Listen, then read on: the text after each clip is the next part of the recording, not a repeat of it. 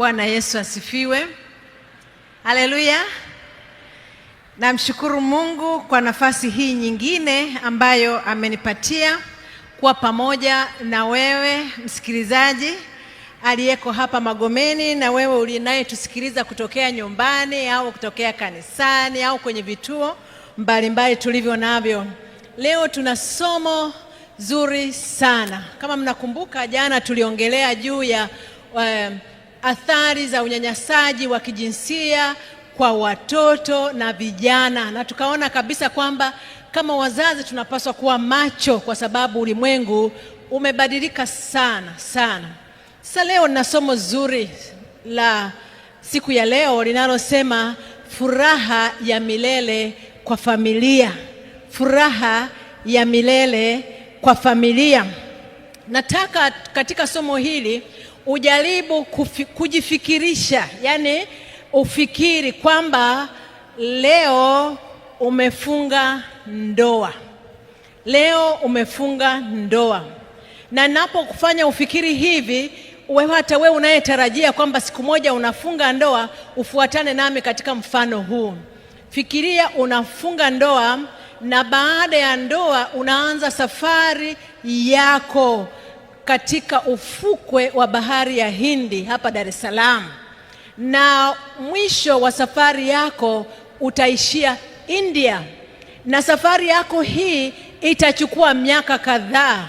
Unasafiri kwa mtumbwi taratibu, na unajua watu wakianza safari ya ndoa kuna shamra, kuna furaha, kuna kupongezana, kuna kupendana. Sasa mmeanza safari kwa mtumbwi kutoka hapa ufukwe wa bahari ya Hindi, na mnaanza safari pole pole. Katikati ya safari hiyo najua kutakuwa na mawimbi, kutakuwa na giza la usiku, kutakuwa na mchana, na wakati mwingine kutakuwa na kuchoka. Katika safari hiyo hata kama kutakuwa na mawimbi na kutakuwa na giza na kutakuwa na kuchoka, mnajua kabisa kwamba hamwezi kurudi nyuma na hamwezi kushuka kutoka kwenye mtumbwi, maana mko baharini. Lakini katika safari hiyo mnaongezeka, wanafamilia wanaongezeka katika hiyo safari, na wanapoongezeka wengine hawa wanafamilia huenda sio wanaweza wasilete ushirikiano, wanaweza wasiwe wazuri sana.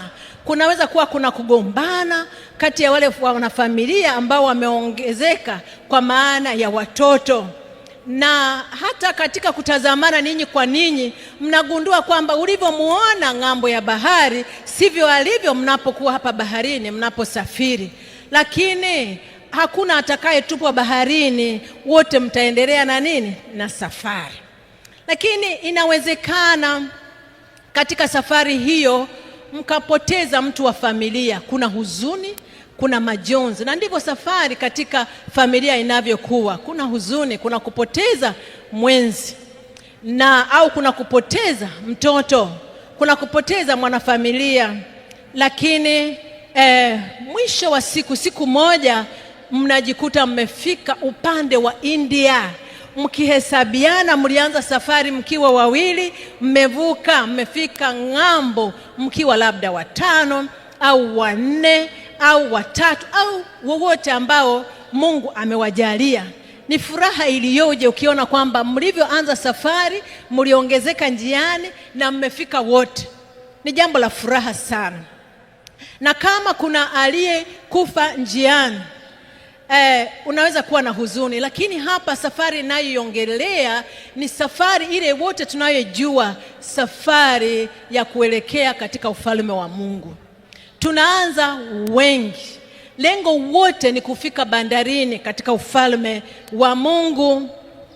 Na ni kwa nini nasema hivi? Lengo la furaha ya familia sio tu kuzeeka pamoja, halafu hadi mauti itakapowatenganisha kuzikana. Sio lengo la furaha ya familia. Na pia lengo la familia sio kuonekana mkiishi pamoja kwenye maisha mazuri ya starehe au kufanikiwa kimaisha, kusafiri nchi huku na huku ni vitu vizuri, au kufanikiwa katika mali, katika vyeo, katika mambo mazuri mazuri. Lengo sio hili tu. Mwisho wa lengo sio huo. Lengo la malezi mazuri ya watoto sio tu kuwaona wakienda kanisani, pamoja na kwamba kwenda kanisani ni kitu kizuri, wala sio kuwaona wakiimba, wakijishughulisha katika shughuli za kanisa, wala sio kuwaona hata wakiwa wahubiri. Sio lengo, wala sio lengo la kuwa na familia au kuwa na watoto katika familia. Sio kuwaona wakiwa wanataaluma waliobobea, wala kuwaona wakifanikiwa kimaisha, wakiwa wasomi, wakiwa viongozi, wakiwa watu mashuhuri katika ulimwengu. Najua kuna wazazi unakuta akiona mtoto wake anaimba labda kwaya mashuhuri, anasema ile kwaya, kijana wangu anaimba kwenye ile kwaya, yule mhubiri wa kimataifa ni mtoto wangu, au unajua yule pilot ni mwanangu, au yule injinia ni mtoto wangu. Tunafurahi. Ukisikia yule tajiri anayetoa misaada katika mashule, katika mahospitali, ni mwanangu, ni kweli, ni furaha. Lakini sio lengo kuu la kuwa na familia. Lengo kuu la kuwa na familia litakamilika tutakapoingia katika paradiso ya Mungu pamoja na familia zetu. Bwana Yesu asifiwe. Ndio lengo la familia.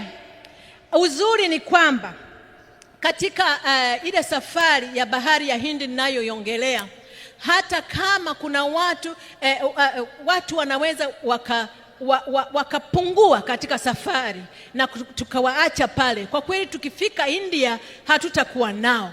Lakini kama safari imekuwa nzuri, hii safari yetu ya kuingia katika ufalme wa Mungu, hata waliopumzika tukiwa safarini, kuna kukutana tena. Bwana Yesu asifiwe.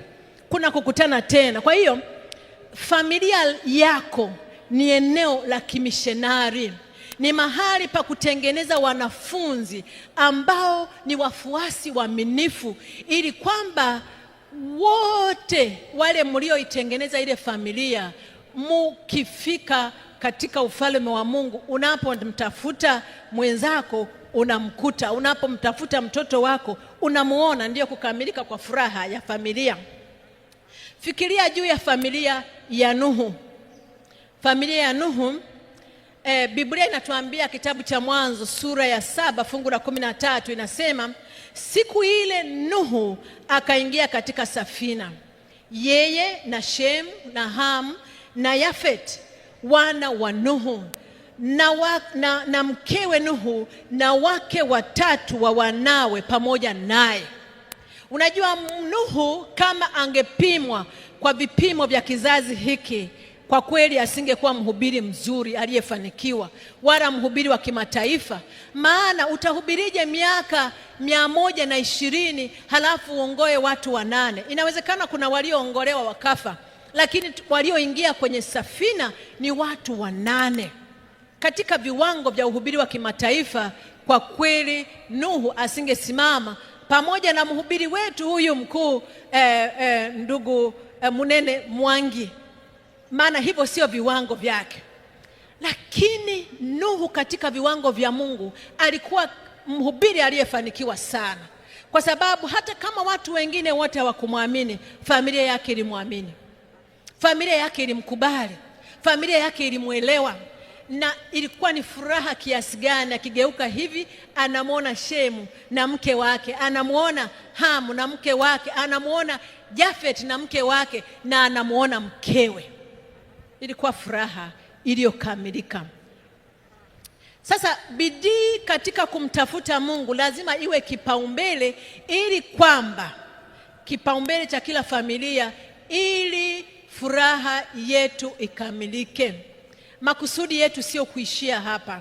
Tunaweza tukavumiliana, lakini sio kwa wakati, sio kwa maisha haya mafupi tu. Lazima tuwe na lengo la milele. wakati familia yote ya Mungu itakapokuwa pamoja milele, familia yako itakuwa wapi? Ninafikiri kwamba hata kama sitapata nafasi nyingine ya kuzungumza, maana mikutano yetu inaelekea mwisho, nataka hili swali liwe lako. Maana hapa ni kweli tunazungumza tuvumiliane, tunazungumza tuwasiliane vizuri, tunazungumza tusameheane, tuache migogoro, lakini lengo ni lipi?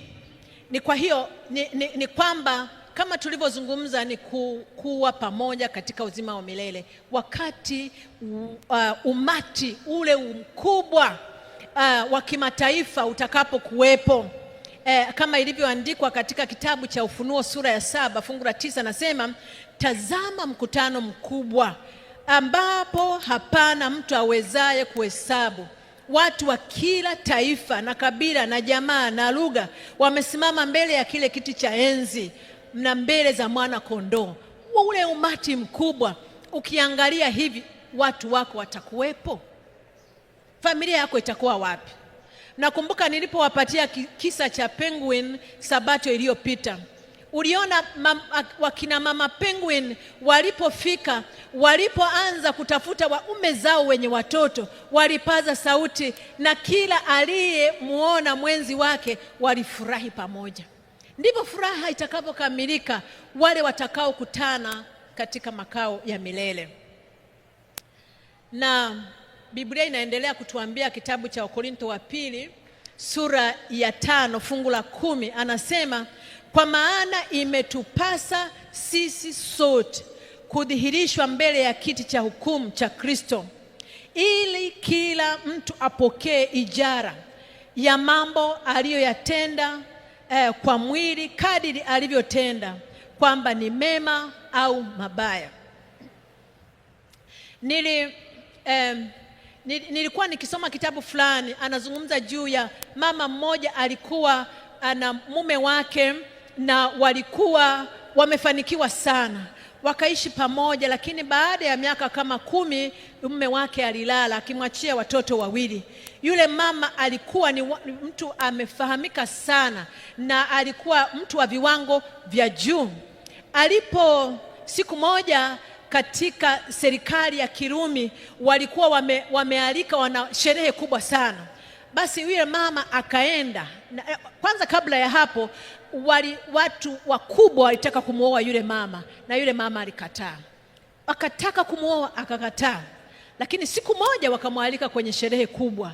Akafika, alipofika alikuwa amevaa kawaida tu katika sherehe hizi za watu wazuri, watu wana vito vya thamani masikioni, shingoni na kwenye mikono, kwenye vidore.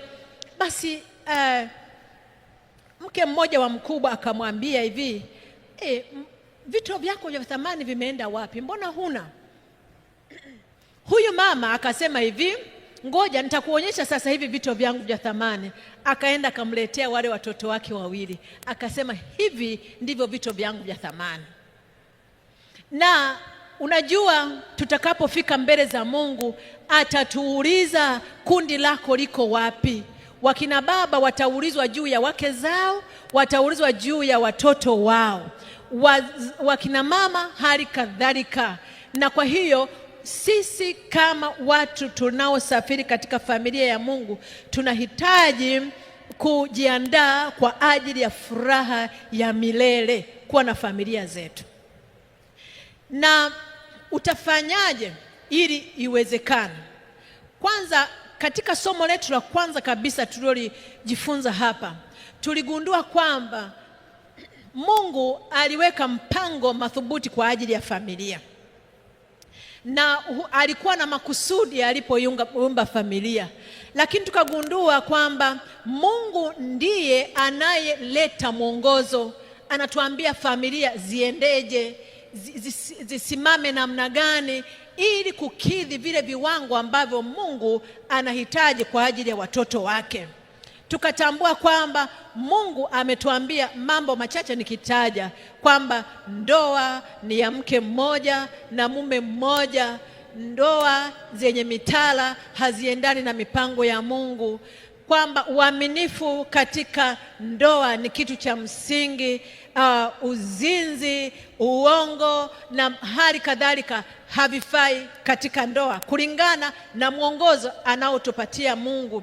Watoto kutowatii wazazi wao haviendani na mpango wa familia. Mungu anahitaji watoto waheshimu wazazi wao katika Bwana. Lakini pia wanandoa kutojitoa kikamilifu na kujitoa muhanga kwa ajili ya familia zao.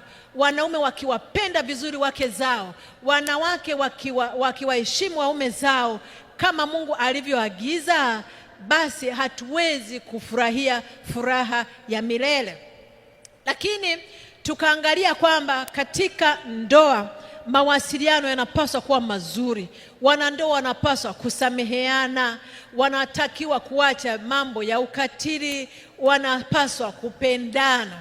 Na sasa ili tuweze kufikia lile lengo ambalo Mungu amelikusudia kwa kila ndoa, na Mungu ameandaa ahadi, ameandaa ijara kwa familia ambazo zitasimama mpaka wakati wa mwisho. Unajua kuna vitu vingi ambavyo vinasambaratisha familia, na ukiviangalia kwa sasa unaweza ukafikiri kwamba hivi vitu ni vya maana, kwamba hivi vitu labda siwezi kuvumilia hili. Lakini wakati ambapo watu wengine watakuwa wakisalimisha familia zao mbele za Bwana, wakimshukuru kwa familia alizowapatia, utaangalia nyuma, utasema kwamba light ningevumilia lile jambo, light ningesamehe, light ningejikaza, ningesonga mbele, light ningebadilika katika mwenendo wangu, huenda familia yangu ingeokolewa. Sasa hiyo light inapaswa ifanywe sasa, sio ule wakati tunaozungumza. Ninajua kusafiri katika ulimwengu huu si jambo rahisi, kwa sababu mwovu amelenga mishare mingi kwa familia. Watoto wanapozaliwa, jana nilisikitika sana nilipokuwa namsikiliza Pastor Munene akiongea. Alizungumza jambo kubwa sana alipozungumza juu ya dhambi. Akasema hata wale watoto wadogo mmepakata vijambazi. Mlimsikiliza vizuri? Vijambazi, viongo vyenye dhambi. Kwa hiyo katika dunia hii ni lazima kudhamiria na kuweka kipaumbele katika familia, kwa sababu kazi hii sio rahisi.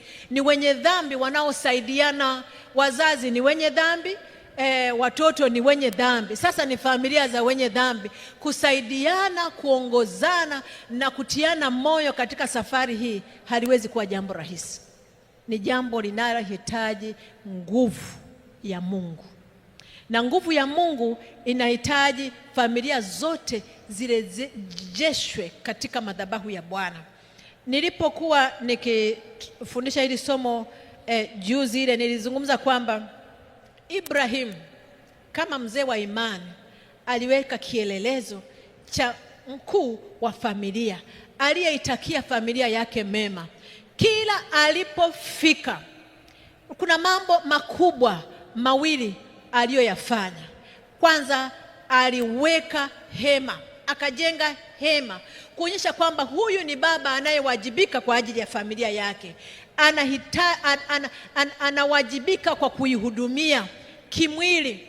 Lakini jambo la pili alilolifanya ni kujenga madhabahu. Na anapojenga madhabahu, anaikusanya familia yake, akiambia kwamba ni kweli tuko Kanaani, hapa tuko katikati ya watu wa mataifa, lakini sisi tunamjua Mungu Jehova. Familia yangu tumtambue huyu Mungu, tumche. Na ndicho alichokifanya Ibrahim mahali popote alipoenda. Hata katika kizazi hiki Mungu anahitaji wakina Ibrahim wa kizazi hiki.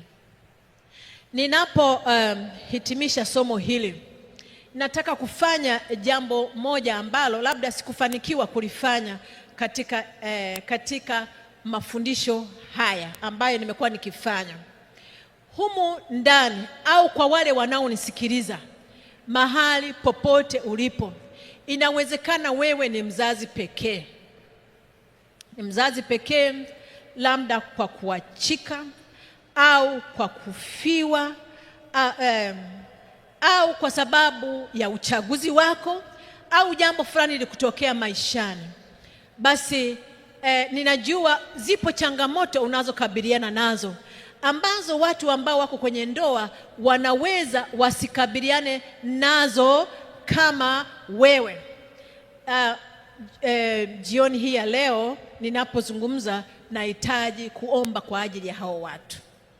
Na kama uko humu ndani au uko kule mahali unanisikiliza, nitaomba usimame ninapohitimisha. Je, kuna wazazi pekee tulio nao? Unaweza kuwa ni mgane au mjane au mzazi pekee tu kwa namna yoyote. Kama uko mahali hapo unaweza kusimama, na kama uko kule kituoni unaweza kusimama. Nahitaji kuomba kwa ajili ya watu hawa wanaposafiri katika safari hii. Usione aibu, usijisikie vibaya kwa sababu hukuchagua. Mazingira yamefanya hivi. Tusimame. Na kama uko kule kituoni pia simama. Nahitaji kufanya ombi la pekee, kwa maana kanisa la Mungu linatambua kama wewe una familia yako, wajali hao watu, wategemeze, wasafiri vizuri na zile familia zao walizo nazo, nao pia waweze kufika bandarini. Basi tuombe. Mungu mtakatifu, Mungu mwenye nguvu, mfalme wa wafalme, wewe ambaye umejawa na huruma sana na upendo mwingi, ni furaha yako unapoona familia zimekamilika, lakini dhambi imeingiza mambo mengi ambayo yanatutenganisha na wapendwa wetu. Katika safari hii ulimwenguni, mambo yanaweza yasiwe rahisi. Kuna machozi, kuna maumivu, kuna huzuni, kuna kukatishwa tamaa, kuna kuangalia huku na kule. Bwana, ninazileta familia hizi, wanapotazama juu, Bwana, wakutane na uso wako wenye upendo na huruma. Wasaidie wanaposafiri katika dunia hii, wakikungoja pamoja na watoto wao na familia zao. Bwana, furaha yao ikakamilike utakapowakaribisha katika malango ya mbinguni. Wapiganie mapigano yote wanapoendelea kuishi katika ulimwengu huu. Inawezekana ni mapigano ya elimu za watoto, mapigano ya kiuchumi, mapigano ya upweke. Bwana, washindie, kwa sababu unaweza hata hili. Siku moja tutakushangilia katika makao ya milele, tukijua kwamba uliwawezesha wapendwa wetu hawa. Tumeomba katika jina lake Yesu, amen. Mungu awabariki, na ni tumaini langu kwamba tutaendelea kuzitunza familia zetu, kuzipatia kipaumbele katika maisha haya, na kisha atatupatia furaha ya milele. Mungu awabariki na kuwategemeza. Ni ngoma zao, ni utamaduni wao, na haya ndiyo maisha yao.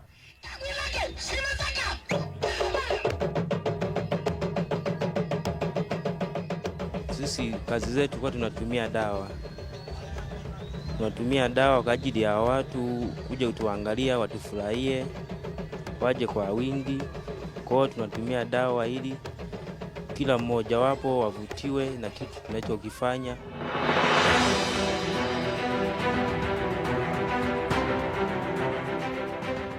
Ni wilaya ya Msalala yenye idadi ya wakazi 375,000, na huku wengi wao wakiwa wachimbaji wa madini, wajasiriamali, wakulima na wafugaji, huku maisha yao yakibaki kufuata misingi na imani za mababu zao. Msimulizi ni Kijampunzi, na hii ni makala ya Nyayo za Mpekuzi, Hope Channel Tanzania na AWR Tanzania. Na yele mwana nema kuchola buganga. Na yele mwana nema kuchola buganga. Tulikuta muziki unalia pale, tukasema kwamba twende tukaangalie pale. Hata mimi nilikuwa hivyo, baada ya kumpokea Yesu, basi nikawa nimepata ushindi mkubwa sana. Naelewa ya kuwa hapa hakuna kitu cha kawaida. irizi mkononi na shingoni. Madawa yenye nguvu ya ushirikina yapo kwa miili yao. Hii yote ni kwa sababu nuru imefunikwa. Na katika ngoma hizo wanauchanganya ushirikina. Kule tunacheza ngoma, tunapiga ngoma, tukimaliza tunahama. Ila mambo tu, kuna mengine mambo tunayafanya sio mazuri. Leo nuru imeangaza kutoka Magomeni jijini Dar es Salaam. Ujumbe uliowavuta wengi umekuwa dhahabu katika fikra wacheza ngoma hawa. Tukaamua tuende na sisi na tukaenda kubatizwa. Naomba Mungu anibariki tu.